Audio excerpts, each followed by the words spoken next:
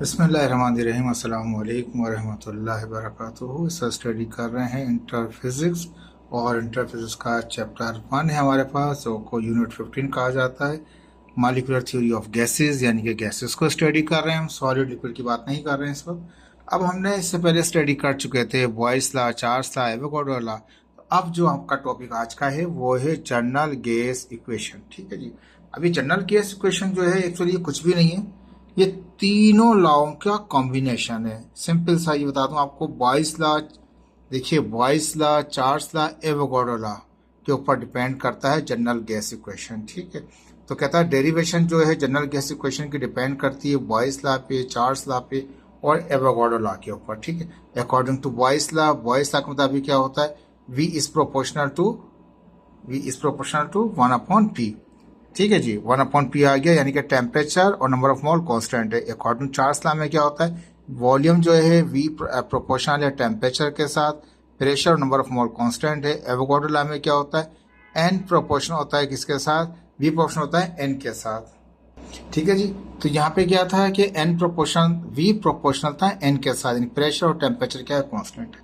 देखो तीनों लॉ देख लें आप, अगर बॉयस लॉ देखें, चार्ल्स लॉ देखें या आप एवोगाड्रो लॉ देखें, तीनों लॉ में आप चेक करें तो लेफ्ट साइड पे वॉल्यूम ही नजर आएंगे आपको।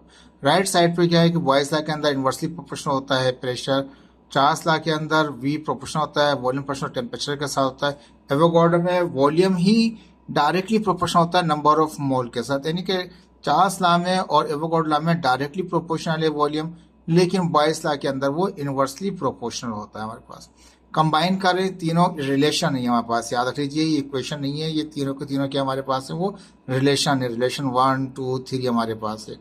ठीक है, तीनों रिलेशन हैं। इक्वेशन तब कहते हैं जब इज इक्वल टू लगा होता है, इज इक्वल टू कहीं लगा हुआ नहीं है, तीनों रिलेशन है। कंबाइन करें तीनों रिलेशन को तो V लेफ्ट साइड पे कॉमन है, वो एक ही बार लिखा जाएगा हमारे पास। ठीक है, प्रोपोर्शनलिटी का साइन आ जाएगा, N डायरेक्टली है तो N ऊपर आ जाएगा, T डायरेक्टली है T ऊपर आ जाएगा, P इनवर्सली है तो P नीचे आ जाएगा। जो इनवर्सली प्रोपोर्शनल होता है वो अपॉन में आते हैं, जो डायरेक्टली प्रोपोर्शनल होते हैं वो ऊपर आते हैं। जब भी प्रोपोर्शनल हटता है इज इक्वल टू आता है और कांस्टेंट आता है। जो कांस्टेंट आता है यहाँ पे R आता है हमारे पास, जिसको हम जनरल गैस कांस्टेंट भी कहते हैं।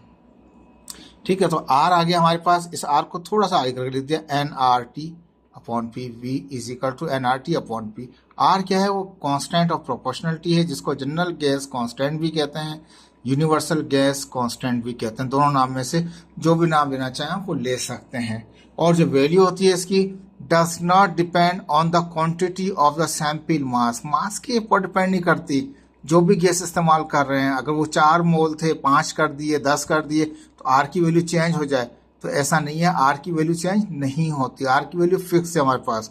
R की वैल्यू 8.314 जाउल किलो, यानी कि केल्विन इनवर्स मोल इनवर्स होता है हमारे पास। यानी कि R की जो वैल्यू है वो डिपेंड नहीं करती प्रेशर पे, डिपेंड नहीं करती R की वैल्यू वॉल्यूम पे, प्रेशर पे, टेम्परेचर पे, नंबर ऑफ मोल पे, चारों चीज़ों में से किसी पे भी डिपेंड नहीं करती R की वैल्यू। R की वैल्यू हर गैस के लिए, हर सब्सटेंस के लिए, not a specific temperature, her temperature के लिए, हर प्रेशर के लिए, हर वॉल्यूम के लिए, हर नंबर ऑफ मोल के लिए, डिफरेंट गैसेस के लिए R की वैल्यू फिक्स रहती है। यहाँ लिखा है R does not depend on the quantity of the sample gas, sample gas पर डिपेंड नहीं करता। इसी इक्वेशन को इज इक्वल टू आ गया तो इक्वेशन था, प्रोपोर्शनलिटी था तो रिलेशन था। ठीक है, इज इक्वल टू आ गया तो इक्वेशन, मैंने कहा इक्वेशन 1 भी can be written as P, यहाँ डिवाइड करा मतलब PV is equal to nRT। हमने यही याद किया है, बच्चे यही याद करते हैं, PV is equal to nRT से। कोई मुश्किल नहीं है, आसान सा छोटा सा टॉपिक है और छोटा सा इसका न्यूमेरिकल है। वर्क एग्जाम्पल है 15.2 में बाद में कराऊंगा, पहले 15.3 कर लेते हैं क्योंकि PV is equal to nRT पढ़ के आए हम यहाँ पे। Find the mass of the air, air का मास बताइए किसमें, within the car tyre, car के टायर के अंदर बताइए, मास बताइए किसका, एयर का। Mass of air is question mark कर दिया मैंने। Given that it hold 0.020 cubic metre, यानी कि वॉल्यूम को क्यूबिक मीटर में रखते हैं तो वो वॉल्यूम आ गया आपका V is equal to 0.020 cubic metre. तो कहता है गिवन डेट आपको ये दिया जाता है कि वो होल्ड किया हुआ है, इसमें टायर के अंदर जो वॉल्यूम है कितना है, 0.020 क्यूबिक मीटर का वह एयर उसने होल्ड की गई है। ऑफ एयर एट टेम्परेचर, अंदर का टेम्परेचर कितना है टायर का, वो 27 डिग्री सेंटीग्रेड है। हम जानते हैं सेंटीग्रेड में नहीं केल्विन में रखते हैं, तो उसको प्लस करेंगे 273 से। जब 27 प्लस 273 प्लस करेंगे हो जाएगा 300। And the pressure is 3×10⁵ newton per metre square. Pressure जो होता है 3×10⁵ न्यूटन पर मीटर स्क्वायर होता है। फोर्स पर यूनिट एरिया का प्रेशर होता है, तो वो प्रेशर का यूनिट वही है, न्यूटन पर मीटर स्क्वायर। ठीक है, प्रेशर भी दे दिया, टेम्परेचर दे दिया, वॉल्यूम दे दिया, मास मालूम कर रहे, molecular mass of air. Molecular mass कितना दे रहा है एयर का? 28.8 ग्राम पर मोल। ठीक है जी, आपको मास मालूम करना है। ठीक है, मास मालूम करना है, मॉलिक्यूलर मास आपको दे रहा है तो नंबर ऑफ मोल निकाल सकते हैं पीवी इक्वल टू nRT से। आर की वैल्यू तो फिक्स होती है, आप जानते हैं 8.314 joule kelvin inverse mole inverse, ये फिक्स रहती है, याद रख लीजिएगा, दी नहीं जाएगी। देखें सवाल में कहीं नहीं दिया गया, ये याद रखनी होगी आपको। तो कहता है कि मास मालूम करना है एयर का, किसके अंदर? टायर के अंदर। टायर के अंदर जो एयर है उसका मास कितना है, जबकि उसने इतना वॉल्यूम उसने होल्ड किया हुआ है 0.20 क्यूबिक मीटर का, और उसका टेम्परेचर 27 था, pressure 3×10⁵ newton per metre square था, मॉलिक्यूलर मास इतना था। ठीक है, फॉर्मूला हम जानते हैं PV general gas equation, PV equal to nRT। ठीक है, अगर हमें n मालूम करना है, RT हम मल्टीप्लाई करें तो RT बजा के डिवाइड कर देगा, PV upon RT is equal to n आ गया, RT ने बजा के डिवाइड कर दिया। ठीक है, n यहाँ लिख लिया, पीवी की वैल्यू ऊपर लिख दी, RT की वैल्यू नीचे लिख दी। पी कितना था हमारे पास? पी हमारे पास था 3×10⁵ था, 3×10⁵ आ गया। V कितना है? 0.020 था, वो 0.020 आ गया। R कितना फिक्स है? 8.314 है हमारे पास। ठीक है, टेम्परेचर 300 था, 300 आ गया। ऊपर की रकम मल्टीप्लाई करें, जो आंसर है उसको डिवाइड करते हैं नीचे की रकम से, तो कितना आएगा?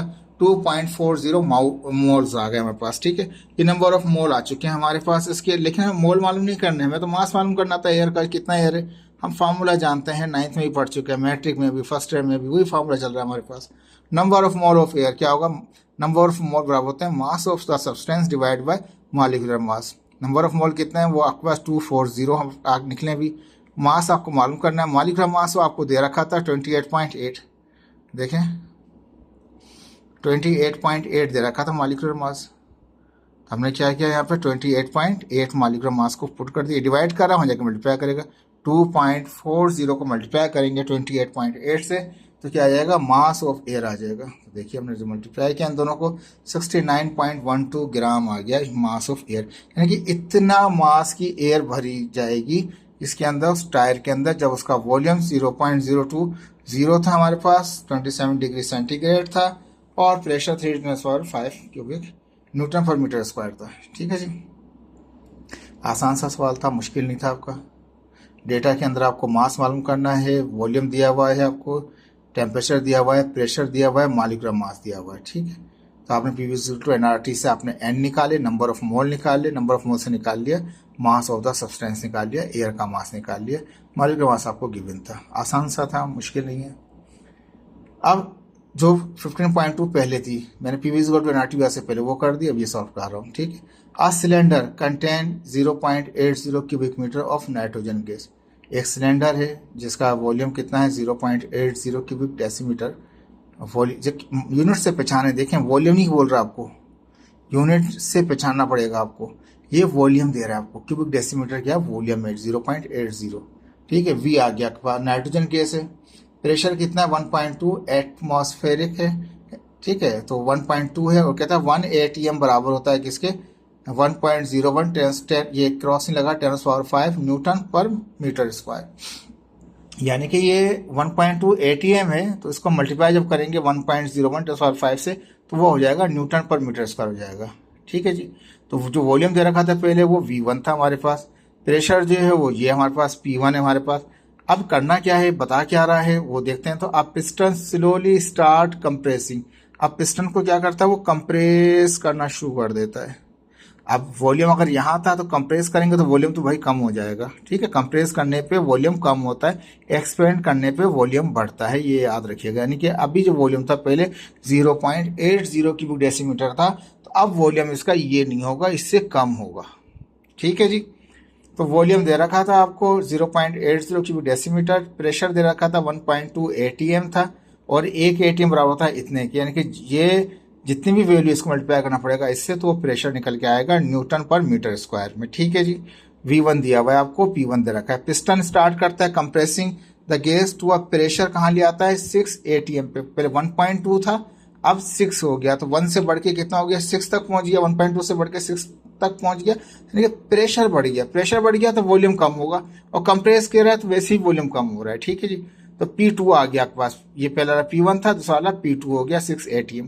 The temperature of the gas remains constant, temperature उसका फिक्स रहता है हमारे पास। ये हमने बॉयस लॉ में पढ़ा था हमने, जिसमें टेम्परेचर कांस्टेंट होता है, प्रेशर और वॉल्यूम इनवर्सली प्रोपोर्शनल होते हैं। ठीक है जी, कैलकुलेट कीजिए final volume of the gas. तो पहला वाला V1 है, तो दूसरा कौन सा होगा, V2 होगा। V1 कितना दिया गया है 0.80, और क्या मालूम करना है, V2 मालूम करना है।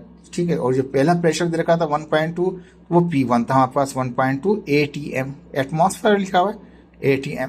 अब atm को कन्वर्ट करेंगे किसमें, न्यूटन पर मीटर स्क्वायर में। तो एक atm बराबर होता है इतने का। अब ये दे रहा है लेकिन आपको याद रखना पड़ेगा ये कितना, atm बराबर होता है 1.01 टेंस पावर 5 की, मल्टीप्लाई करें इसको 1.212 tens power -5 Newton per metre square. ठीक है जी। अब 6 atm था, तो दूसरा प्रेशर P2 6 था, तो उसको भी atm से काउंट करें न्यूटन मीटर स्क्वायर में, तो 1.01 टेंस पावर -5 मल्टीप्लाई करें 6.06 tens power 5 Newton per metre square. अब बॉयस लॉ का फॉर्मूला हम जानते हैं, P1 V1 is equal to P2 V2 होता है। ठीक है जी। P1 कितना हमारे पास है, P1 आया 1.212 टेंस पावर 5, तो P1 की जगह 1.212 टेंस पावर 5 आ गया। V1 कितना है, V1 जो है 0.80 है। ठीक है, P2 कितना है, वो 6.06 टेंस पावर 5 आ गया हमारे पास। V2 मालूम करना है, तो V2 को रहने दीजिए, ये मल्टीप्लाई करो जाकर डिवाइड करेगा, ऊपर की का मल्टीप्लाई करें, डिवाइड बाय दिस करें, आंसर आ जाएगा 0.16 क्यूबिक डेसीमीटर। तो कंप्रेस किया था उसने, कंप्रेस किया था तो पहले 0.80 था, तो कंप्रेस होकर कितना हो गया 0.16 हो गया।